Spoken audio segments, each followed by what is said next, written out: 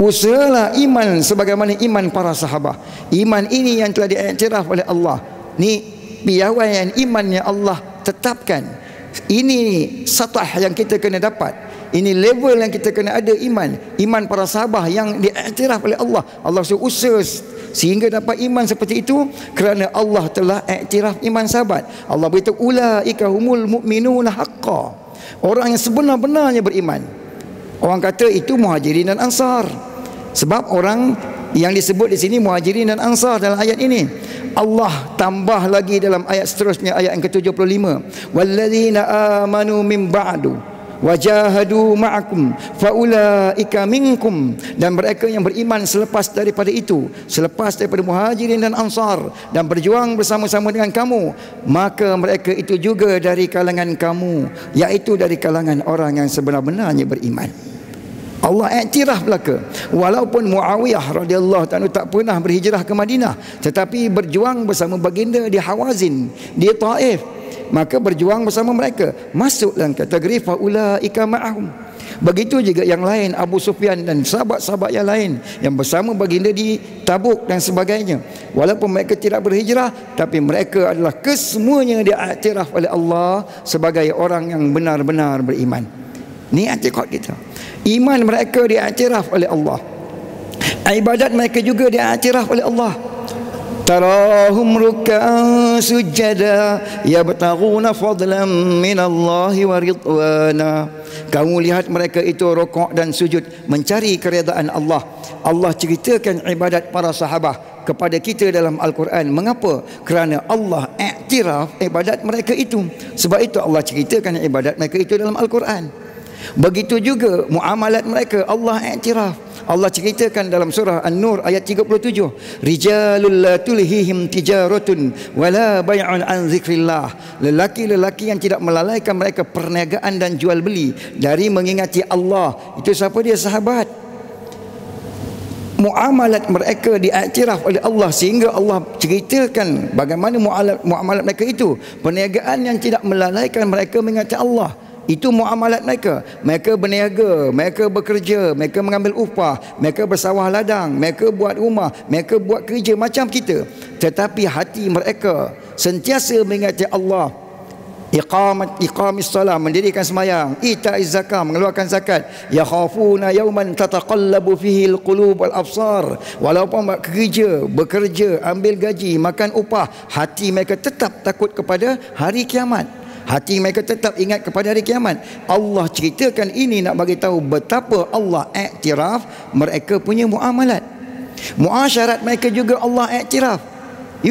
Iaitu Allah bagi tahu ruhama ubainahum. Asas kepada muasyarat ialah kasih sayang, dan Allah bagi tahu sahabat-sahabat itu berkasih sayang antara mereka. Mereka mati dalam keadaan mempertahankan kasih sayang. Allah iktiraf kasih sayang mereka. Akhir sekali Allah juga iktiraf akhlak mereka. Yu'siruna ala anfusihim walau kana bihim khasasah. Mereka mengorbankan keperluan mereka untuk orang lain walaupun mereka bersangatan perlu kepadanya. Ini pengiktirafan Allah kepada akhlak mereka. Maka semua sekali imanian, ibadat, muamalat, muasyarat, akhlaqiyat para sahabat radhiyallahu taala anhum ajma'in telah diiktiraf oleh Allah, dan inilah yang ada dalam hati kita. Tetapi mereka kata sahabat-sahabat semua murtad. Bila kata sahabat murtad, maka secara automatik segala riwayat yang datang daripada sahabat akan dibuang oleh mereka, sebab kita takkan ambil riwayat daripada orang murtad. Sebab itu mereka kitab lain, kita kitab lain. Dia tidak pakai kitab kita kerana riwayat kita daripada para sahabat. Cuba lihat, bila kata Abu Hurairah na'udzubillah murtad, automatik 5,374 hadis free buang. Abdullah bin Abbas bila kata beliau itu murtad, na'udzubillah min zalik, automatik 1,660 hadis buang. Bila kata Aisyah radhiyallahu ta'ala anha itu murtad, automatik 2,210 hadis buang. Begitulah ratusan ribu hadis, malah jutaan hadis buang. Bila kata sahabat-sahabat murtad, akhirnya agama diambil daripada siapa? Ambil daripada Bakir Majlisi, ambil daripada orang-orang yang tak pernah jumpa Nabi, tak pernah jumpa sahabat, tak pernah jumpa tabi'in. Ambil daripada Usul Kafi, ambil daripada Biharul Anwar, ambil daripada Jilaul Uyun, ambil daripada Istibsar, Tahzibul Ahkam, Man lam yahdhur faqih dan sebagainya, yang tak ada nama sahabat di situ. Jadi ini perbezaan seterusnya antara kita dengan mereka, bahawa tanggapan dan juga akidah mereka terhadap sahabat lain, tanggapan dan akidah kita terhadap sahabat pula adalah lain. Kerana sebenarnya orang yang menolak sahabat, dia bukan ikhtilaf dengan kita, bukan ikhtilaf dengan Imam Syafi'i, Imam Malik, Imam Abu Hanifah, Imam Ahmad bin Hanbal, malah bukan ikhtilaf dengan tabi'in, bukan ikhtilaf dengan sahabat, bukan ikhtilaf dengan Rasulullah. Mereka adalah khilaf dengan Allah Subhanahu wa ta'ala, sebab Allah iktiraf sedangkan mereka menolaknya. Ni 8 setakat ini. Seterusnya yang ke-9, saya nak stop kat 9 dah, nampak gaya tuan-tuan dah lembik dah gaya ni. Yang ke-9 beza antara kita dengan Syiah ialah akidah dan i'tiqad mereka terhadap i'tiqad taqiyah. Mereka kata la imana liman la taqiyata lahum. Tak ada iman orang yang tak bertaqiyah. Jadi kita kata apa yang kita sebut dengan mulut itulah yang ada dalam hati. Tapi dia kata tidak ada iman orang yang tak beramal dengan taqiyah. Taqiyah itu apa? Taqiyah adalah ikhfa'ul haqq wa musana'atun nas fi ghairi biladihim taharruzan 'anit talafi. Menyembunyikan yang sebenar, buat serupa orang ramai-ramai bukan di negeri mereka untuk memelihara diri dari kebinasaan. Itu taqiyah. Jadi dia akan gunakan taqiyah ni, benda yang sebenar disembunyikan tapi cakap benda lain, yang sebenar disembunyikan tapi buat benda lain. Masa bila? Masa duduk kat negeri orang. Tapi kalau dekat negeri sendiri, buatlah yang macam asal. Kenapa buat macam tu? Taharruzan anit talafi, untuk jaga diri daripada binasa, supaya tidak bahaya, supaya tidak disakiti. Kalau sekiranya di Putrajaya 10 Muharram dia beragak, dia maki Abu Bakar, Osman, Ali, Osman, Omar, Aisyah, Fatimah dan sahabat-sahabat, adakah tuan-tuan di sini mau biarkan? Biarkan saja, tengok saja. Tidak. Adakah polis-polis di sini akan biarkan? Bomber di sini biarkan? TMB di sini biarkan? Semua orang akan ambil bahagian untuk menegah, menghalang, mencegah mereka itu. Dan mereka pun duduk diam, tak buat macam tu. Tapi persilakan 9 Muharram pergi Iraq, 9 Muharram pergi Iran, 9 Muharram pergi Pakistan, 10 Muharram pergi Pakistan, 10 Muharram pergi Iraq, pergi Iran. Apa yang mereka buat? Kalau kita hari raya 9 Zulhijjah sehingga 13 Zulhijjah, zikir yang paling afdal adalah Allahu Akbar, Allahu Akbar, Allahu Akbar, La ilaha illallah, Wallahu Akbar. Ni yang paling afdal zikirnya. Begitu juga 1 Syawal. Tapi bagi mereka 9 dan 10 Muharram, zikir yang paling afdal ialah maki caci sahabat-sahabat radhiyallahu ta'ala anhum ajma'in. Ni aktiviti sebelah siang. Aktiviti sebelah malamnya pula muta'ah. Muta'ah mulia dia panggil. Muta'ah mulia pada malam 8 ke 9 Muharram itu. Tu amalannya. Jadi mereka mengamalkan i'tiqad taqiyah. Disebut dalam kitab mereka Hayatul Qulub muka surat 169, bahawa kata mereka semua nabi-nabi datang bawa i'tiqad taqiyah. Ni amalan mereka taqiyah. Sebab itu kalau kita berdebat dengan mereka, mereka kata sebenarnya kami tak cakap gitu. Kami sayang Abu Bakar, kami puji Abu Bakar, kami tak pernah kata Abu Bakar. Dia jawab macam tu. Kami tak kata Quran tak cukup, kami tak tolak sahabat, kami tak kata Allah Ta'ala itu badar, kami tak kata Ali lebih pada Rasulullah. Mana ada orang lebih pada Rasulullah? Dia jawab serupa dengan kita, seolah-olah tak ada khilaf antara kita dengan mereka. Tapi itu semata-mata taqiyah mereka. Jadi ini 9 yang saya sebutkan bukan kesemua, ada lagi, ada 8 lagi. Tapi tengok tuan-tuan dah lembik dah, tak apalah, saya cukup 9 dulu. Sekurang-kurangnya setakat ini sama-sama kita sudah kenal apa itu Syiah. Inilah dia Syiah 9 yang tadi, yang merupakan perbezaan besar yang membezakan antara kita dengan mereka. Kita orang Islam dalam masalah 9 ini, i'tiqad, akidah, pegangan kita lain. Mereka orang Syiah dalam masalah yang 9 ini tadi, i'tiqad, pegangan, akidah mereka lain. Jadi bila kita dah kenal melalui perbezaan ini, sekarang kita nak tambah sikit lagi bincangkan apa bahayanya. Dah kenal dah. Kita kenal kala jengking, 2 spek depan, 1 belakang bengkok. Kenal. Tapi yang bahayanya mana? Spek depan ke yang bengkok kat belakang? Yang depan ke yang belakang? Ada kata depan, ada kata belakang. Ikhtilaf ulama. Kala jengking, lipan, ada 44. 22 sebelah sini, 22 sebelah sini, 44. Dalam 44 ni tadi, yang mana yang paling bahaya sekali? Yang mana yang paling baik? Kenal tak? Lipan kenal, tapi yang mana bahaya sekali? 44 ni daripada belakang sampai ke depan, yang mana bahaya sekali? Ada kata belakang, ada kata depan. Ikhtilaf juga ulama. Tak ada yang kata kiri kanan. Jadi sebab apa yang kata depan? Sebab yang depan kata dia tak tahu yang belakang bahaya. Siapa ada pula kata belakang? Sebab yang belakang dia tak tahu yang depan tu bahaya. Jadi sekarang kita dah kenal tapi belum tahu bahaya dia apa. Maka Syiah ini tuan-tuan, mereka ada 3 misi utama. Dan misi inilah akan ceritakan kepada kita betapa bahayanya mereka. Mereka ada 3 misi utama. Nombor 1, mereka ingin syiahkan seluruh dunia Islam. Ini cita-cita dia. Mereka ingin syiahkan seluruh dunia Islam. Sebab kita tak jumpa Syiah hantar jemaah pergi dakwah orang mereka masuk Islam, pergi dakwah orang Rusia masuk Islam, tak ada. Dia hantar orang dia ke dunia Islam supaya orang Islam jadi Syiah. Jaga tuan-tuan, mereka dah masuk ke Malaysia 200,000 orang dia. Menurut yang direkodkan, ada 200,000 mereka di sini. Jadi ngapa dia datang ramai-ramai tu? Ada yang sebagai pelajar universiti, ada yang sebagai pekerja, ada yang sebagai peniaga, ada yang sebagai pelancong. Tetapi itu semua sampingan. Maksud sebenarnya ialah dakwah kepada, bukan dakwah, da'iyah orang Islam kepada agama mereka.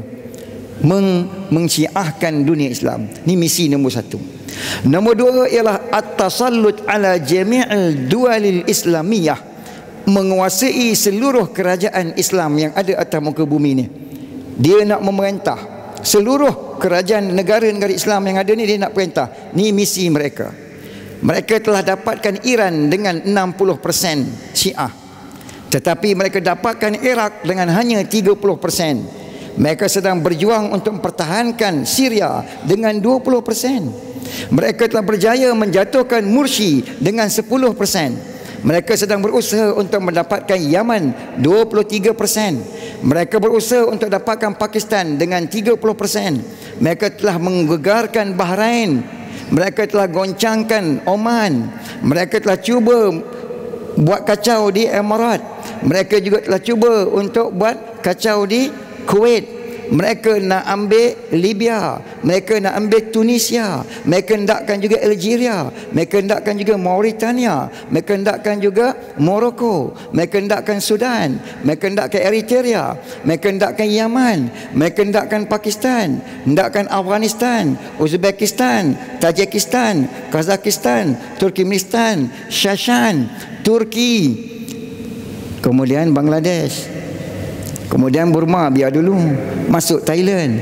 Thailand turun ke bawah. Patani ialah Setun dan juga Narathiwat, Songkhla. Ni dia hendak. Lepas tu masuk ikut Kayu Hitam, masuk ikut Pengkalan Kubur, masuk ikut Rantau Panjang. Nak ambil siapa tuan-tuan? Nak ambil Malaysia.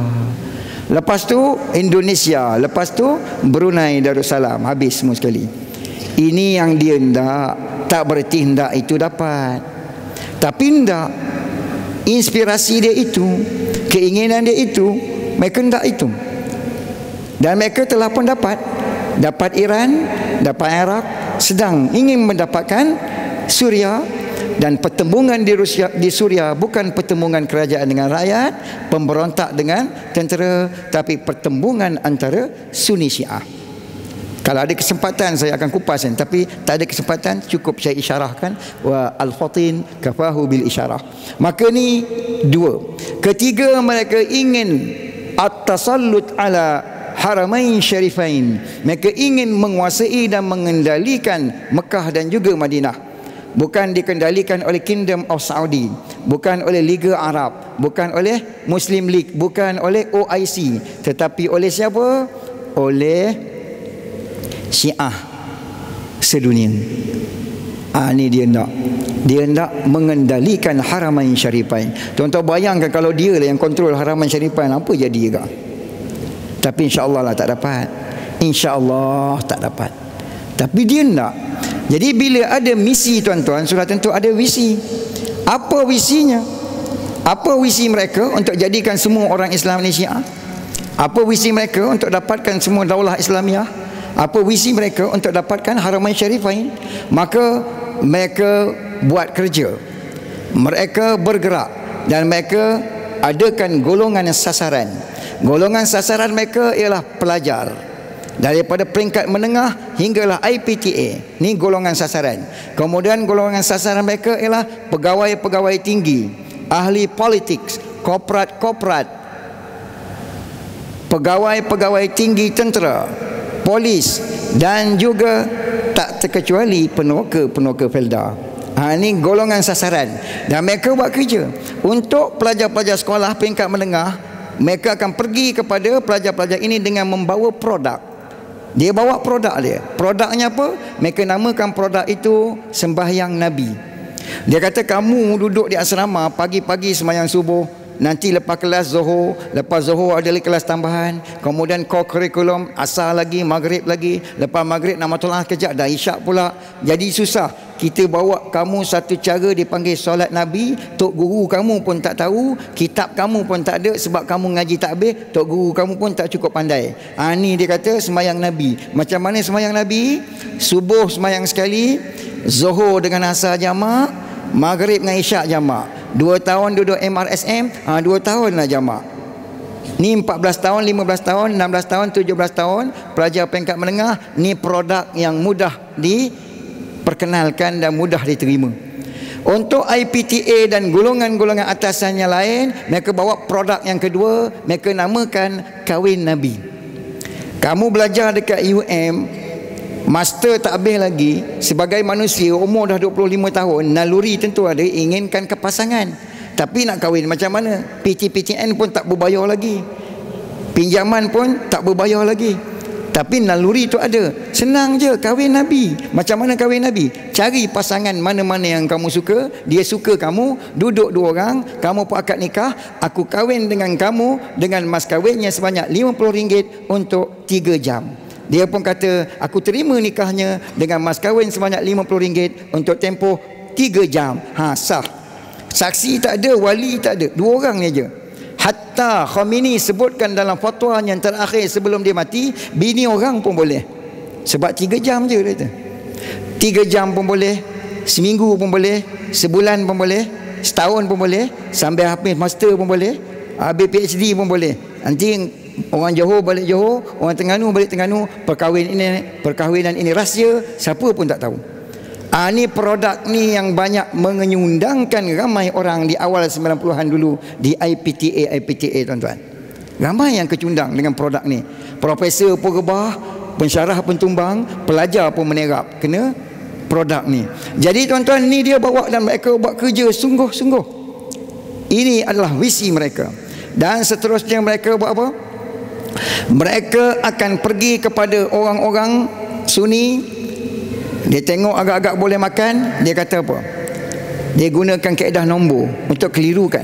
Dia kata, kamu tengok Abu Hurairah masuk Islam. Siapa dia Abu Hurairah yang kamu pakai Abu Hurairah dalam riwayat kamu? Dia masuk Islam selepas peperangan Khaybar. Artinya dia sempat dengan Nabi 3 tahun aja. Tapi cuba tengok riwayat Abu Hurairah dalam kitab-kitab hadis kamu, 5,374 hadis.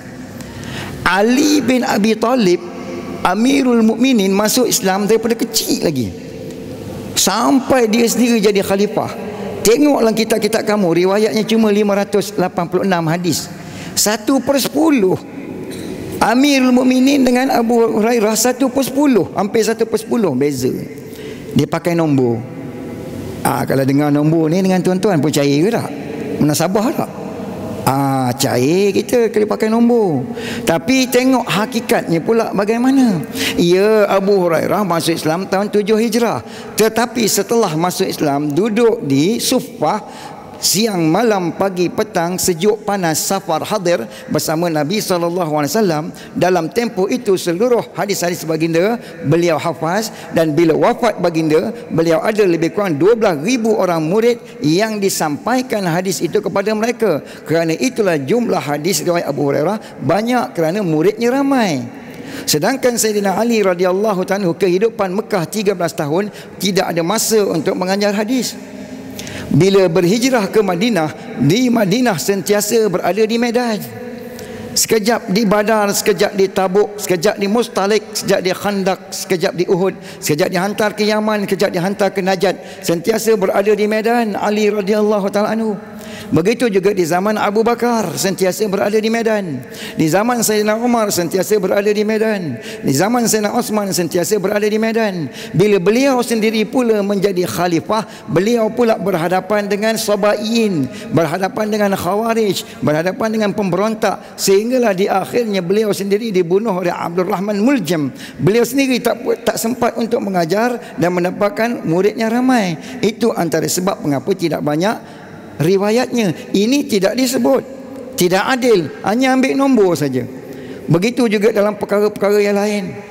Mereka kata, tengok di dalam Sahih Bukhari, Abu Bakar marahkan Fatimah, sedangkan Nabi kata, siapa marah Fatimah, marah aku. Dia gunakan lafaz tu saja tanpa dikupas apa makna marah, mengapa marah, apa puncanya, apa kesudahannya. Dia tak ambil, hanya ambil lafaz tu saja untuk mengelirukan kita orang awam. Maka itu sebab mereka ikut kata betul dia. Ni adalah merupakan metod mereka, visi mereka untuk menarik ahli sunnah wal jamaah atau orang Islam kepada mereka. Seterusnya apa yang mereka buat?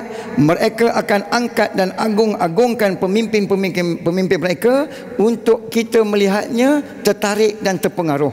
Dia angkat Khomeini setinggi-tingginya, dia angkat Rafsanjani, dia angkat tiap orang-orang dia, angkat tinggi-tinggi, dan kita pun tengok terpesona, dan daripada kepesonaan itu akhirnya kita cenderung kepada dia dan suka kepada dia, dan dia pun datang untuk memperkenalkan produk-produk lain seterusnya pada kita. Bila kita dah ada hati, dah ada cinta, ada cenderung kepada mereka walau satu juzuk.